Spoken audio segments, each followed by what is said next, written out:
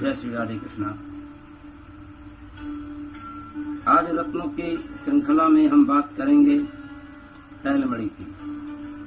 कल हमने घृतमणि के बारे में आप लोगों को बतलाया था। घृतमणि यानी अंग्रेजी में जिसको पेरिडॉट कहते हैं। आज बात करेंगे हम तैलमणि की, जिसका अरबी में नाम है उदउक और अंग्रेजी में इसको तुरमुली कहते हैं। ज्यादातर आपको ये तुरमुली के नाम से ये जाना जाता है। इसका रंग बिल्कुल श्वेत, पीला और काला, ये 3 प्रकार के रंगों में तुरमुली मिलता है। और इसकी विशेषता है कि अगर तुरमुली अगर सफेद रंग की है और आग पर इसको अगर रखेंगे अग्नि के सामने तो ये पीली हो जाएगी।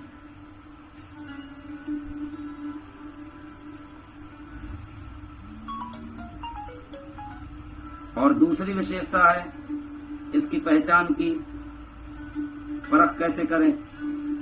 सफेद तुरमुली को सफेद रंग के कपड़े में आप रख दीजिए और 2-3 दिन बाद आप इसको निकालेंगे तो हल्का सा पीलापन इस पत्थर पर पड़ जाएगा। लेकिन जैसे ही हवा लगेगी तो यह तुरंत अपने असली रूप में आ जाएगा। तो आइए अब बात करते हैं इसके प्रयोग की। इसका प्रयोग कब किया जाता है? जब सूर्य रोहिणी नक्षत्र में हो या जब सूर्य पूर्वा भाद्रपद नक्षत्र में हो या जया तिथि हो या दिन मंगलवार हो, यानी कि सूर्य रोहिणी नक्षत्र में हो या पूर्वा या जया तिथि में हो और या दिन मंगलवार हो। यानी अगर दिन मंगलवार है और सूर्य रोहिणी नक्षत्र में है, ये और अधिक महत्वपूर्ण हो जाता है तुरमुली पहनने के लिए। और सूर्य रोहिणी नक्षत्र में हो, दिन मंगलवार हो, जया तिथि भी हो, तब ये और अत्यधिक महत्वपूर्ण हो जाता है।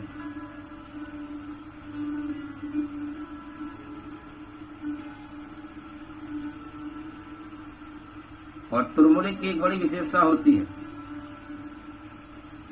कि खेतों में जहां अन्नों की उपज होती है, तुरमुली को अगर गाड़ दिया जाए खेत में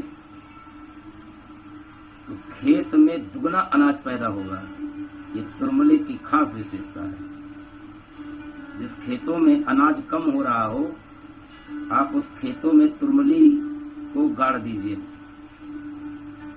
गहरा गड्ढा खोद कर, और गड्ढा कम से कम 2 गज गहरा गड्ढा होना चाहिए, यानी कि 24 फीट।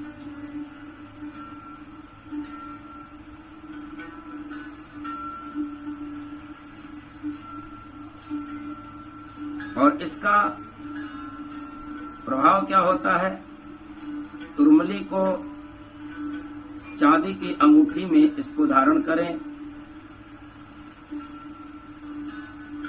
तेज की वृद्धि होती है और ये शारीरिक दुर्गंध नाशक होता है। तुरमुली चूंकि सूर्य से संबंधित रत्न है, इसलिए इनको पुरुष दाहिने हाथ की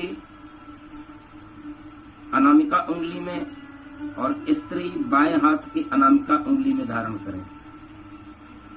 स्त्री अगर गृहस्थ नहीं है, सर्विस करने वाली है,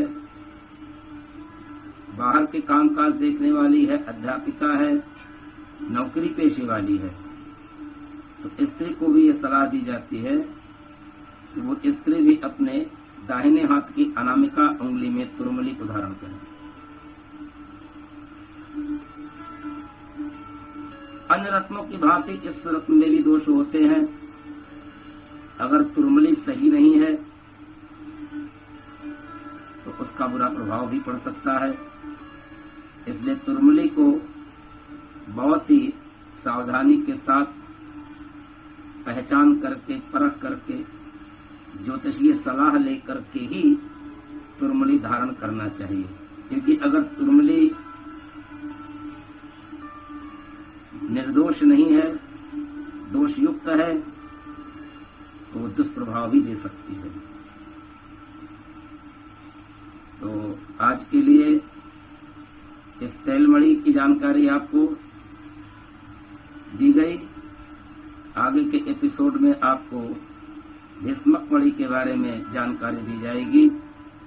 मोहिनी भीष्मक मणि, अमृत भीष्मक मणि और कामदेव भीष्मक मणि। जैसे सरसों का रंग और तोरई के फूल जैसा और केले के नए पत्ते जैसा और गुलदाउदी के फूल जैसा ये भीष्मक मणि पीला होता है। विस्तृत चर्चा हम करेंगे कल के एपिसोड में। तब तक के लिए जय श्री राधे कृष्ण।